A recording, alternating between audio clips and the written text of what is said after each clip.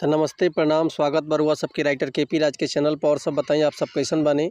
उम्मीद करते रहुआ सभी बढ़िया होखब अच्छा होखब। तो रउआ सबन खातिर लेके आ गए बने बिल्कुल दर्दनाक, बिल्कुल हिट, बिल्कुल ब्लास्ट, बिल्कुल खतरनाक मैटर मर्द मेहरारू के स्पेशल सॉन्ग भोजपुरी ट्रैक पर भोजपुरी मर्द मेहरारू के स्पेशल सॉन्ग लेके आ गए बनी। अगर एक रउआ नया म्यूजिक बनवा के बढ़िया से दिल से गायकी कही तनी तो 100% बाकी गाना मार्केट में ब्लास्ट करी। एक और बात रुआ सबसे कहल चाहब कि अगर रुआ गायकी में इंटरेस्ट बा, गायकी में कदम रखले बानी, रुआ के बढ़िया बढ़िया मैटर नहीं मिलत, बढ़िया से गायकी नहीं क पावत, बढ़िया से तुकबंदी नहीं मिलत, बढ़िया से गाना नहीं मिलत, बढ़िया से रिकॉर्डिंग नहीं हो पावत, तो अगर हमारा चैनल पे आ गए बन तो रुआ सबके निराश भेले के जरूरत नहीं है। काहे से कि रुआ सबन खातिर हम एक प्रकार के सॉन्ग लिखिले, हिंदी होके चाहे भोजपुरी होके, चाहे रुआ कोनो भी ट्रैक पर भोजपुरी गाना लिखवा सकिले। लव सॉन्ग, ऑर्केस्ट्रा सॉन्ग, बेवफाई, पूर्वी, निर्गुण, भजन, रंगदारी संग, लयदारी संग, जातिवाद संग, चाहे अपना मन पसंद के कोनो भी गाना लिखवा सकिले बिल्कुल उचित चार्ज पर। तो ऐसे कहल चाहब कि अगर वो हमारा चैनल पे आ गए तो चैनल के लाइक करी, सब्सक्राइब करी और बेल आइकन प्रेस कर दी ताकि कोनो वीडियो अपलोड करी तो सबसे पहले नोटिफिकेशन रउआ सबन के मिले। अगर वीडियो रउआ सबके अच्छा लगा था तो एगो प्यारा सा कमेंट कर दी। चलिए देर ना करते हुए आज की मैटर देखल जा कैसे बा, कौन लय है कौन धुन हो, ई रउआ सबन के हम गा के बताओ तनी। उम्मीद करती रउआ सबके बेहद पसंद आई। तो चलिए गाना ध्यान दी कौन लय है कर।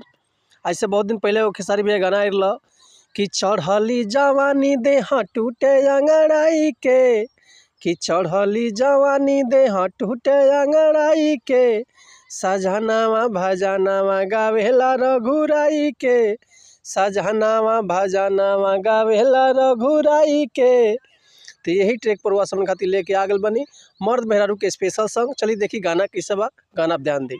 हरे कि दिहल दहेज सखी रल हमरा भाई के, कि दिहल दहेज सखी रल हमरा भाई के, सजनावा पलंगावा बतुरले पलाई के, सजनावा पलंगावा बतुरले पलाई के, मरले बमुआ न राति के निहुराई के, मरले बमुआ न राति के निहुराई के, मरले बमुआ न राति के निहुराई के, सजनावा पलंगावा बतुरले पलाई के, सजनावा पलंगावा बतुरले पलाई के।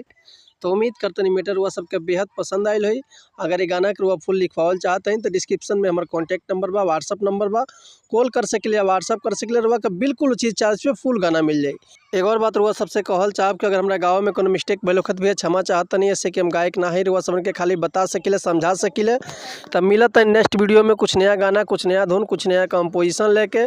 तब तक क्लियर हुआ सब सन्मति चाहता नहीं। नमस्कार प्रणाम, जय हिंद, जय भारत, जय भोजपुरी समाज, हर हर महादेव, जय शिव शंभो।